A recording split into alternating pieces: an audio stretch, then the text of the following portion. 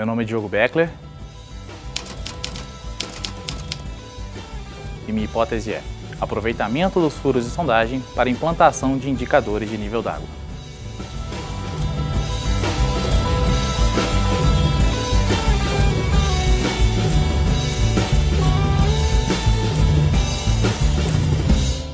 Eu tive a sorte, o privilégio de trabalhar desde o meu primeiro período na área da geotecnia, em consultorias aqui em Belo Horizonte, e desenvolvi uma paixão nessa área e que me levou a fazer diversas análises, diversas hipóteses relacionadas aos ensaios de laboratório em campo na área da geotecnia. O solo e a água são antigos conhecidos, né? Desde quando o nosso planeta Terra se consolidou, quando a crosta terrestre se resfriou, a água já se consolidava ali como o principal agente de formação dos solos. Os solos eles se formam a partir de transporte, de deposição de sedimentos, de desgastes da rocha, e a água é esse principal agente, né? Desde aquele período, e hoje não é diferente, a água está ali numa relação de intimidade com o solo realmente, seja para transportar sedimentos, seja para formação de novos solos, transporte de materiais e também, lógico, a formação dos aquíferos, dos lençóis freáticos.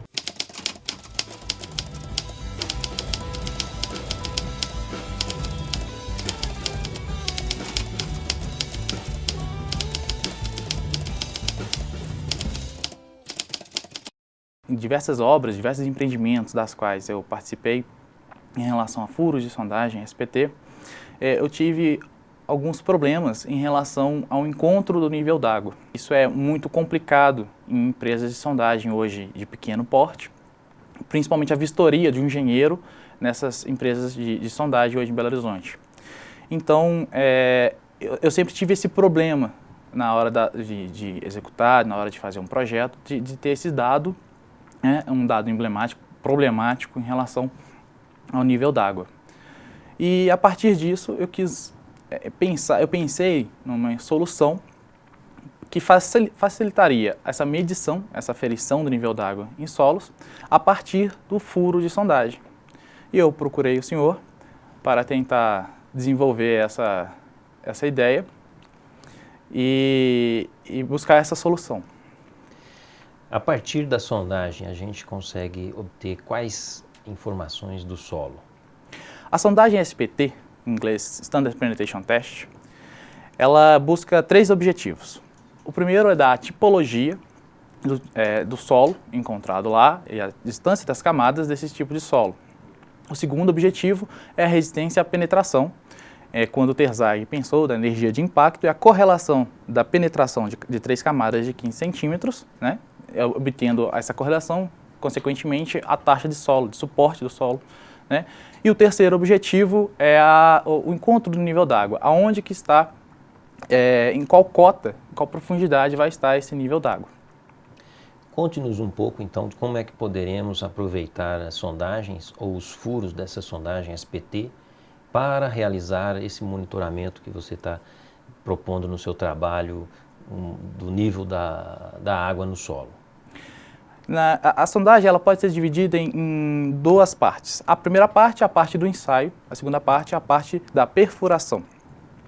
Na parte da perfuração, é utilizado uma ponteira chamada trépano. Esse trépano tem 50,8 milímetros e na hora da lavagem é utilizada essa ponteira. Essa ponteira que criaria esse diâmetro desse furo para a entrada dos indicadores de nível d'água. Então, cada furo de sondagem poderia adicionar, implantar esses indicadores de nível d'água para se obter a percolação dentro da água, dentro desse tubo, né, que facilitaria a obtenção da detecção da água dentro desse tubo e podendo fazer o operador medir onde que vai estar essa cota da água. Tudo que a engenharia puder fazer para resolver melhor, mais eficientemente e de forma mais barata os problemas da sociedade, faz parte da engenharia, né? O engenheiro, ele conhece da estrutura, ele conhece os materiais, ele conhece as soluções, mas ele conhece também da economia. E tem de conhecer, não é apenas construir, é construir de forma segura e de uma maneira mais econômica, sem desperdício, né? Enfim, todas as inovações, e elas ocorrem durante todo o tempo, né? Todas as inovações, elas aparecem, né? Elas se justificam na tentativa de melhor resolver os problemas da sociedade, né? Então, qualquer inovação é sempre muito bem-vinda. Como é que podemos estruturar esse medidor? Quais são as partes que compõem o aparelho que será introduzido dentro desse furo da sondagem, reaproveitado, né, após a realização do amostrador, né, da penetração do amostrador? Nós estamos aqui com um indicador de nível d'água. Esse indicador é um tubo de PVC. A gente utilizou de PVC de água fria. Ele é um pouco mais espesso à parede e todo perfurado para a entrada da água, né, quando a gente coloca ele dentro do furo da sondagem. Ele é envolto de uma manta BIDIN. Essa manta BIDIN, ela tem a funcionalidade de impedir a passagem do solo dentro desses furos, restringindo assim a passagem da água, né? E envolto também, ele é todo segurado a cada 10 centímetros com aço galvanizado. Esse aço galvanizado é necessário por causa do encontro da água, para o aço não se deteriorar lá dentro. A presença de água, ela interfere com o comportamento do solo, né? Então, ela pode, dependendo do nível que ela atingir em relação à fundação do prédio, ela pode provocar um deslocamento dessa fundação, né?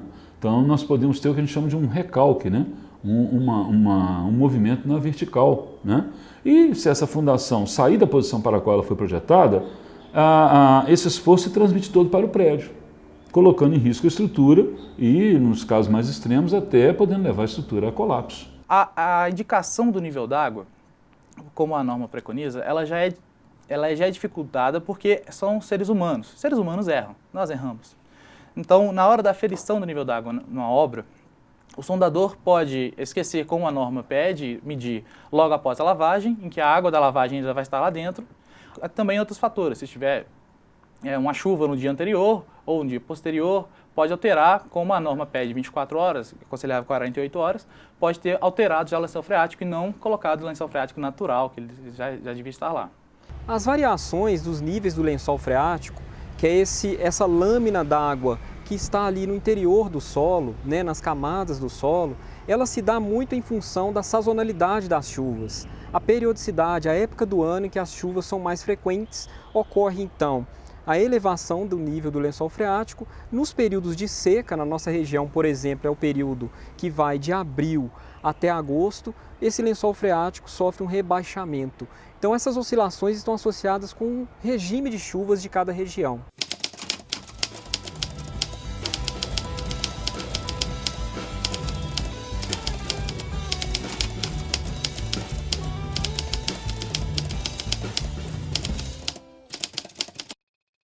A maior parte das vezes que você ouve falar de desmoronamentos, escorrimentos, né, quando você ouve, por exemplo, o caso de barragens, né, que se rompem, né, muitas vezes, agora mesmo, época de chuva, né, é mais comum ouvirmos falar de áreas de encostas, né, onde estão lá famílias às vezes mais carentes, né, e você tem um desmoronamento de uma casa ou uma barreira que cai sobre uma casa.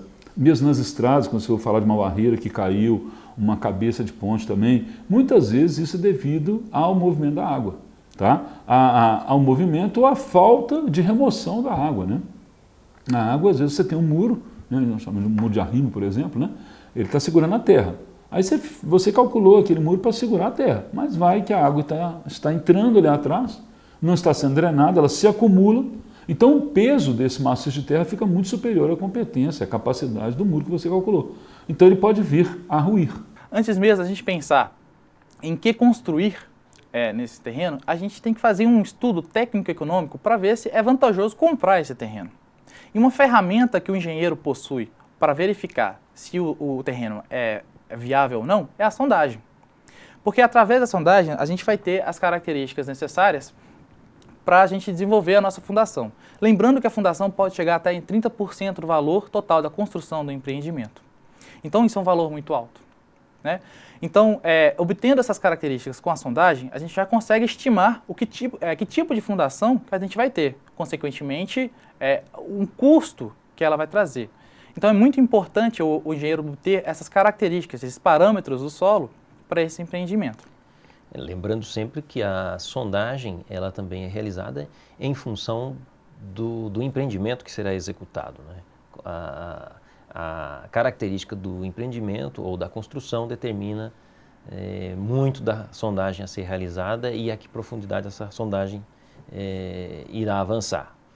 E também de que a água tem uma importância significativa no solo, né?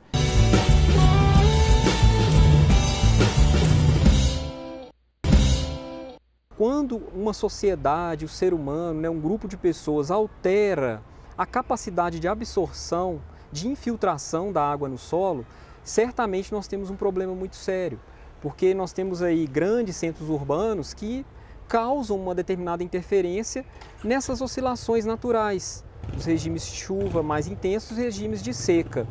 Quando você impermeabiliza uma certa parcela considerável do solo, aí que surgem os principais problemas no que diz respeito ao equilíbrio ambiental desse nível d'água. Então, se esse equilíbrio ele fica alterado, certamente nós teremos um desafio muito grande para a utilização da água nesses lugares, nos grandes centros urbanos, por exemplo. Você poderia nos falar também um pouquinho sobre a importância da água no solo? Ou como que a água pode ter contribuições nas propriedades mecânicas do solo? A presença de água em solo, ela modifica os parâmetros do solo. E isso faz com que o engenheiro que obtenha esses dados, né, com a sondagem, sabendo das modificações desses parâmetros que a presença da água faz, condicione a fundação para esses novos parâmetros, que vão ser totalmente diferentes de um solo não saturado. Diogo, aqui imaginando uma outra aplicação para o seu medidor, ele poderia ser adotado em situações onde se quer avaliar se houve um vazamento de água num determinado local? Sim. Esses medidores eles podem ser instalados antes, durante e depois da construção desse empreendimento. Então, a gente parte desse ponto em que, se você quiser obter uma informação sobre existe algum vazamento de uma tubulação da Copasa, existe algum vazamento de alguma tubulação dentro do seu empreendimento, esses medidores podem trazer essa informação. A água vai ter uma condutividade hidráulica, né? Claro que dependendo do coeficiente de permeabilidade, que vai ser diferente em areia, vai ser diferente em argila, essa condutividade vai ser maior. Então, colocando esses medidores dentro desse terreno, é possível fazer essa aferição e saber se há algum tipo de vazamento, né, exterior ou interior, no seu empreendimento. Então, eu tive essa ideia de colocar uma boia dentro de um corpo rígido, cilindro, com a ponta mais cônica, em que ele tem que entrar dentro do tubo de PVC. Esse tubo de PVC já vai estar dentro do furo de sondagem, né? Do furo que a sondagem executou. E ao detectar a água, essa boia vai subir. E existe um sistema que chama heat switch, que é uma chave magnética, que é a mágica do medidor, que ao a boia subir, dentro da boia vai existir um ímã, que a boia subir, ele vai fechar o circuito, emitindo esse ruído bem alto, em que, independente se a obra estiver fazendo um barulho muito grande, por causa do tubo PVC, ele vai conseguir chegar ao operador. Além disso, ele também tem um LED em azul, e outras cores também podem surgir. Lembrando que esse aqui é um protótipo, né? Ele já está patenteado, é um protótipo, um corpo ainda em estudo, mas que já está trazendo resultados. Todo grande centro urbano ele tem esse desafio de lidar melhor com o uso e ocupação, as formas de gestão da ocupação do solo, o uso desse solo. Hoje nós temos uma tendência muito grande de que esses usos se deem de maneira mais sustentáveis. Por exemplo, os empreendimentos imobiliários devem respeitar uma parcela do terreno para infiltração da água. Essas são medidas que vêm para dar maior equilíbrio ambiental a essas localidades.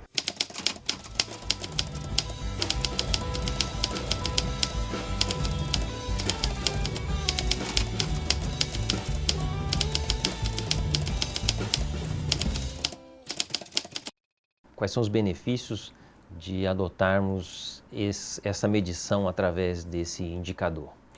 Bom, a gente buscou nesse trabalho colocar esses medidores porque eles são baratos. No nosso trabalho, um medidor para 10 metros de profundidade ficou entre R$ 160 e R$ 170 reais. Esse dispositivo, em qualquer tipo de empreendimento, de pequeno, médio a grande porte, ele traz esse benefício. Ele consegue medir diariamente, né, trazer as informações para o calculista, para o engenheiro que vai estar dentro desse empreendimento, a informação sobre o nível da água. E temos algum ensaio piloto, alguma situação em que já estamos realizando a medição com esse dispositivo? Sim, foram executados 3 furos de sondagem a percussão na unidade do Barreiro. Esses 3 furos em volta do prédio 5, onde já temos uma sondagem antiga para comparar. Já imaginávamos onde estaria o nível da água desse terreno. E ao executar esses furos de sondagem, a gente fez toda a metodologia para implantar esses medidores. Então, executou o primeiro furo, já estava pronto todos os medidores com 10 metros de profundidade. Todos os furos de sondagem tiveram seus 10 metros cotados. Colocamos desse mesmo modo, conforme está escrito no TCC, né, e conforme os levantamentos bibliográficos também. E a partir desses 3 furos pilotos, a gente conseguiu já fazer o levantamento dos níveis d'água. E já há, através dessas medições, alguma informação sobre variação do nível do lençol freático nesse local? Sim, principalmente em épocas de chuva. A gente já conseguiu perceber que mesmo lá tendo um aterro de minério de ferro pedregulhoso, lá nas primeiras camadas, a gente percebeu que já na época de chuva, já deu uma alterada, já levantou um pouquinho, já aumentou um pouquinho, mas já temos esse dado comprovado que está funcionando e que ele está evidenciando essa variação do lençol freático.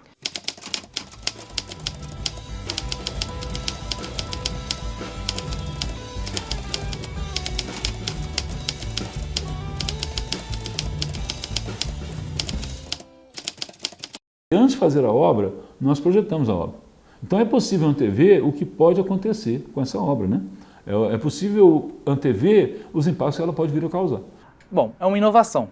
É um sistema que ele buscou estudar outros sistemas para tentar solucionar esses problemas, que é, por exemplo, a falta de sais na água, né? E mesmo assim o funcionamento, o fechamento, a ativação do circuito elétrico. Bom, a praticidade é outra vantagem também, porque você está aproveitando os furos de sondagem, ou seja, não existe outro custo para a implantação, senão apenas a confecção, que vai me trazer a terceira vantagem, que a execução do medidor e do indicador é muito barata. Então são materiais de baixo custo, mas de boa qualidade. Futuras etapas do trabalho que você considera importante e que poderiam ser implementadas na sequência? Então, como a gente sabe que o processo de medição é um processo que a gente tem que dar muita importância, e a gente sabe que são pessoas diferentes para aferir, eu pensei de um jeito de fazer essa aferição um pouco mais fácil e um pouco mais barata, porque os medidores eletrônicos, sem ser o PIO, né, que é o mecânico, eles são muito caros. É muito gratificante ver, como professor, ver a desenvoltura de um aluno como o Diogo, com a ideia inovadora, né, e a busca por colocar em prática, né, e efetivar essa ideia na vida, né? E isso motiva cada vez mais os professores no ato da docência, né?